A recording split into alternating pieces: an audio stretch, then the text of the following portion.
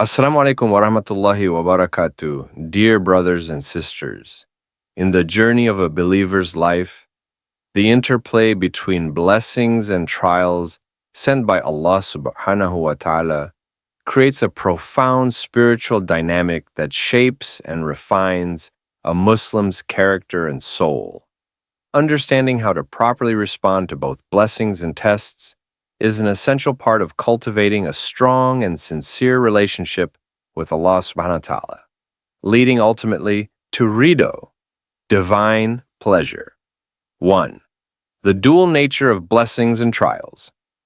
Blessings, ni'mat, are gifts from Allah given to His servants in countless forms: health, wealth, family, success, peace, and more.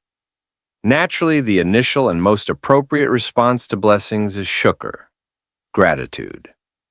Gratitude is not merely an expression of thanks, but an active state of heart and behavior that acknowledges Allah Subhanahu wa Ta'ala as the sole source of all goodness.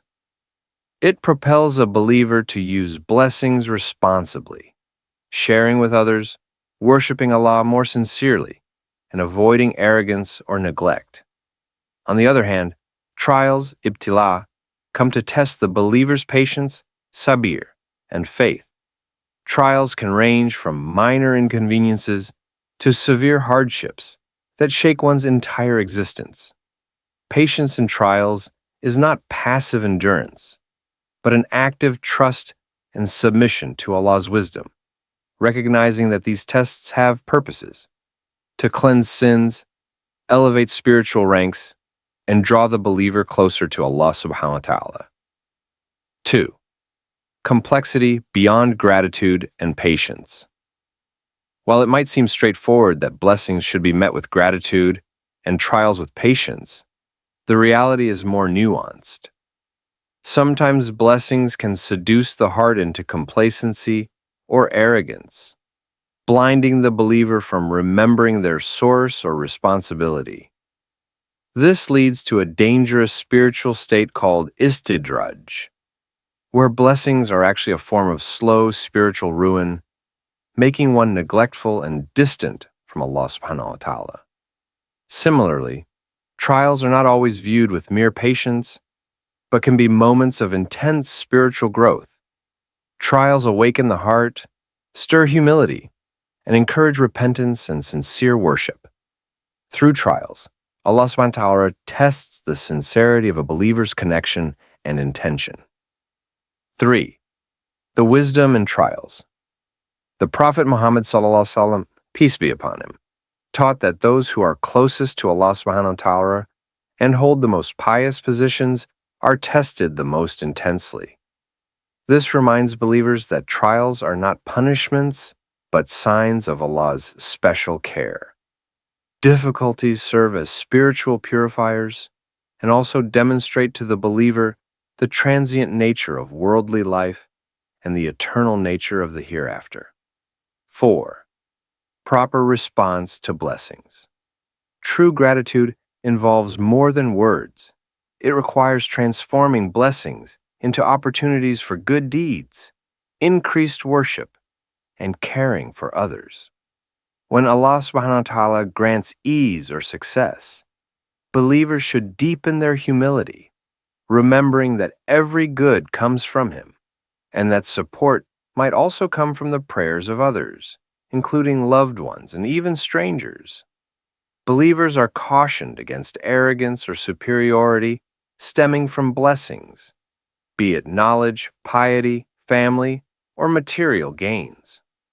Instead, humility and continuous self-improvement are encouraged. Maintaining vigilance in both states. A mature believer maintains a state of khushu, deep humility and focus, whether in times of ease or hardship.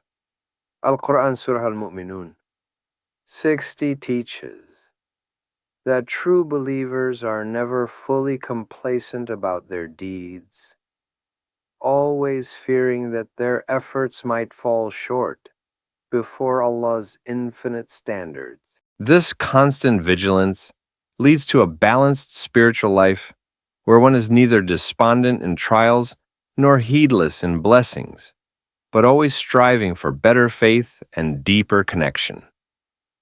Practical guidance for Muslims. 1. Reflect often on the source of all blessings and the purpose of trials.